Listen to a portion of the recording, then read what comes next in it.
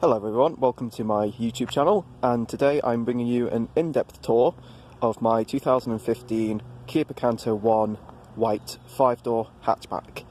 I have done quite a few videos on this car in the past, but today I thought I would bring you an in-depth tour I should say, of it.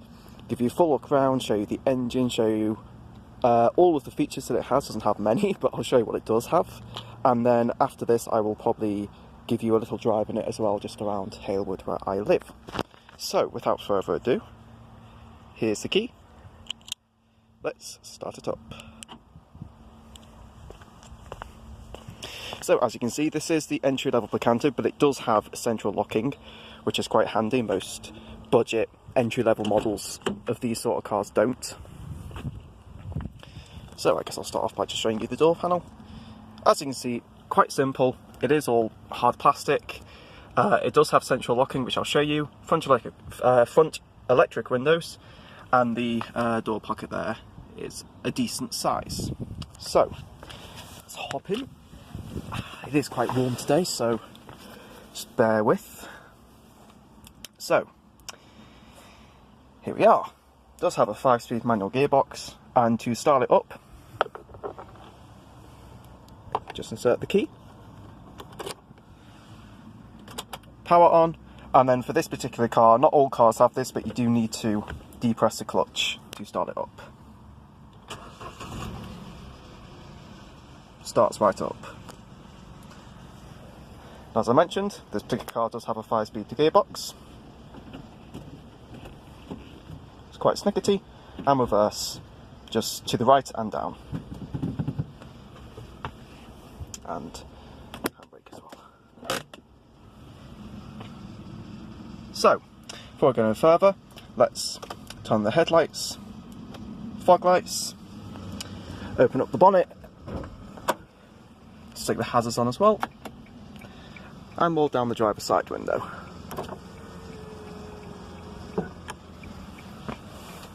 And let's give you a little tour around.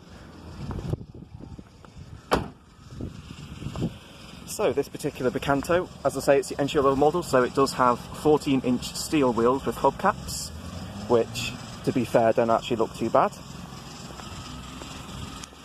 And the side indicators on the fenders there.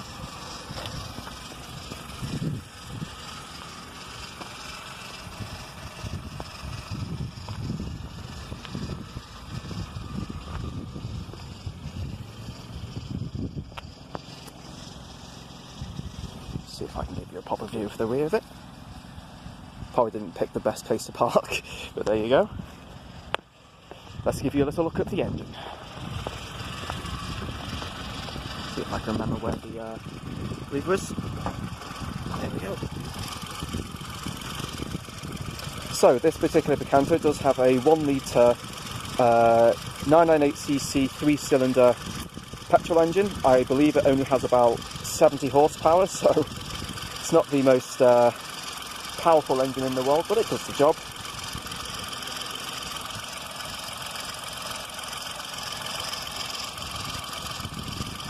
There's that.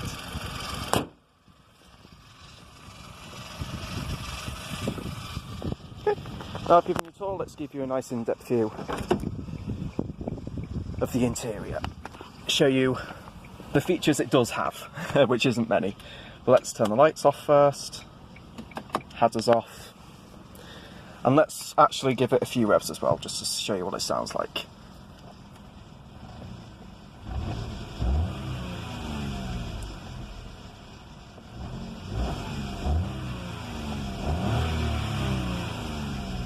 I actually think this engine sounds quite nice, to be fair.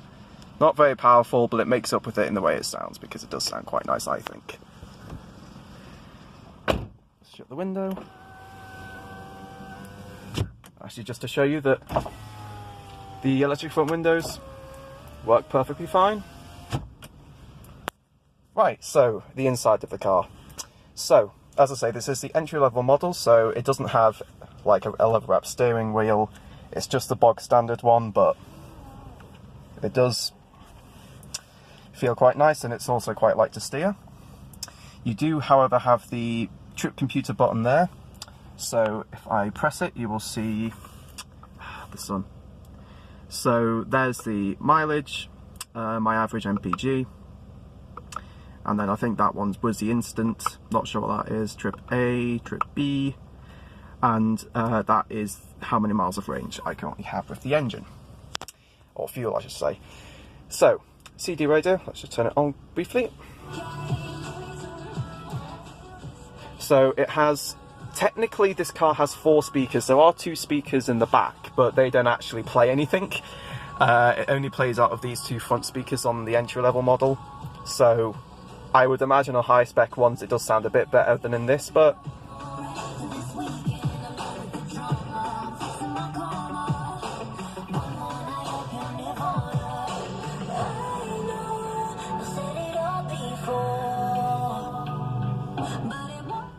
despite that, it doesn't sound that bad. So, you have your seek track buttons here, which allow you to scroll through different radio stations so they can pick up. I'll leave it on Radio City though, because that's my favourite. You have your preset stations here as well, if you want to go through them. So, BBC Radio 4, and that's only it. The previous owner would have done all this. I haven't touched it, to be fair.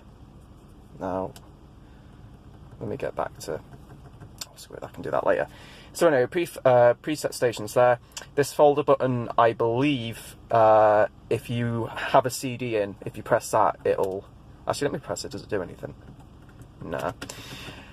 To be honest, I don't really use the radio that much. If I ever do use it, I only use it to listen to the whatever the radio is, or for a CD. This button here is nighttime, so if you're driving at night and you don't want the display on, you can press that and it turns the display off. AM, FM radio, media, TA scan. Again, not too sure what that does. This is the settings though, so you can look at your settings for the display, settings for the sound, clock, and the overall system settings, and you just press it again to go back to the radio. Menu, I think, yep, so all that shit. And that's pretty much it for the radio. It's quite simple, but as I say, this is the entry-level car, so what do you expect? Now, the climate control, it's more a fan, so you do have hot and cold air. I'm probably going to put that on cold and turn it on in a minute because it's fucking boiling in here.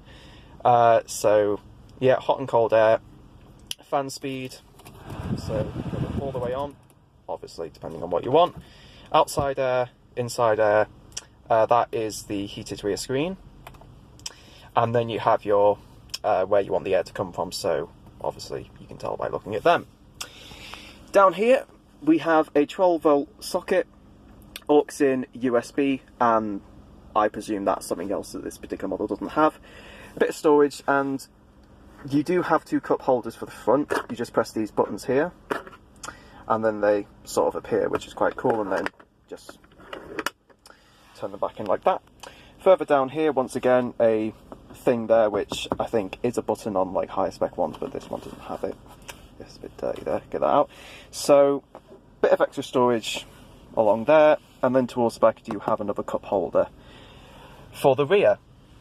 And there's honestly not much else to say. I mean, you do have central locking, you just activate it by pressing that, like that.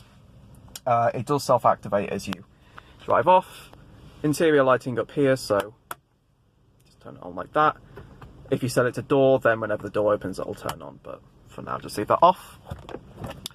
Sun visor does have a vanity mirror. For both sides, it's just on the driver's side it has a cover for it, whereas on the passenger side it doesn't, it just has the mirror there. And honestly, that is pretty much it for the interior. Not much else to show or to say. I mean, the driver's seat, it does have height adjustment. You can see the lever for it right there. Has height adjustment to recline the backrest. You probably can't really see. Maybe just a little bit there. There you go. That lever there. Adjust the backrest. And the steering wheel does have height adjustment. It's just that unfortunately on this particular car, you can see the lever for it there. The lever is seized in place. I have put this in for a service next month, so hopefully that can be fixed.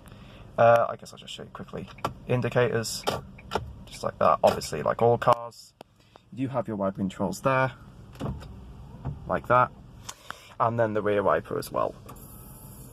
Streaking, obviously, because there's no liquid back there. Right, that's pretty much it. So without wasting any more fuel, let's turn it off. And I'll just finish up by showing you the back seats and the boot.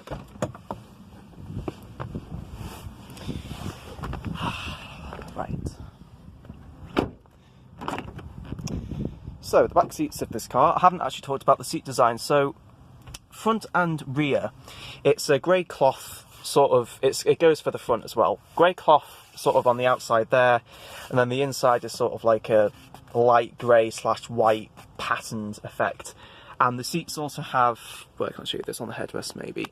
The seats also have this sort of yellowish, orangish stitching on, which is quite weird really, because why you'd want that, I don't know.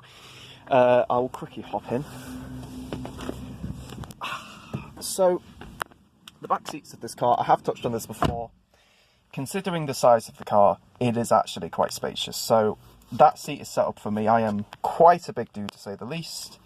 And my knee room isn't fantastic by any means, but as I say, that seat is set up for me and I'm a big dude, so the fact I still have space is good.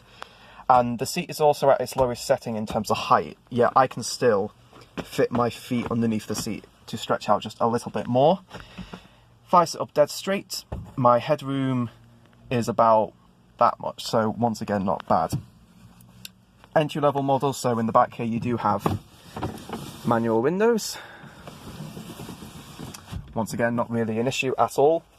What else can I say? So, obviously you have 3-point seat belts. This car does have 6 airbags. So, obviously 2 in the front, 1 in the side of this seat, 1 in the side of that seat, and then, where can I show you? There you go, side airbag, curtain airbags as well. In the back here, on either side, you do have grab handles with a little hook there if you wanted to hang something off. I don't know what, a coat maybe or something like that. And as I say, that cup holder, this cup holder here is really for the back seat, so if someone sitting back here has a drink, they can put it there, because this car does not have any rear door bins. It just has these, as I mentioned before, what look like would be speakers, but nothing plays out of them, so I assume that despite this being the entry-level model, they use the same door card and just leave the speaker cover there, but no actual speaker in it to make you feel poor. But there you go. Headrests for the back, just pop up like that, and then there's a button on the side there, you just press that to push it back down. In fact, let me just do that quickly, because that will bug me. There you go. And that's pretty much it for the back, so let me... Oh, and also just say that the seats back here are actually... They're alright, they're not massively comfortable, but they're not uncomfortable, they're sort of just... They're okay, they're not too bad. For short journeys they'd be fine, and even longer journeys. Let's show you the boots. Oh, I'd also just mention real quick, I forgot to mention this. If you're folding the rear seats down in the back, what you need to do is lift the bases up and then fold the backs down. But if you see that there, what that is, if when you're folding the rear seat down, if you don't want the seatbelt to snag, you just put the buckle, if I can do it with one hand, there you go. You just put the buckle in that little holder there, so that when you're folding the seat down, as I say, it doesn't snag. Let's show you the boots.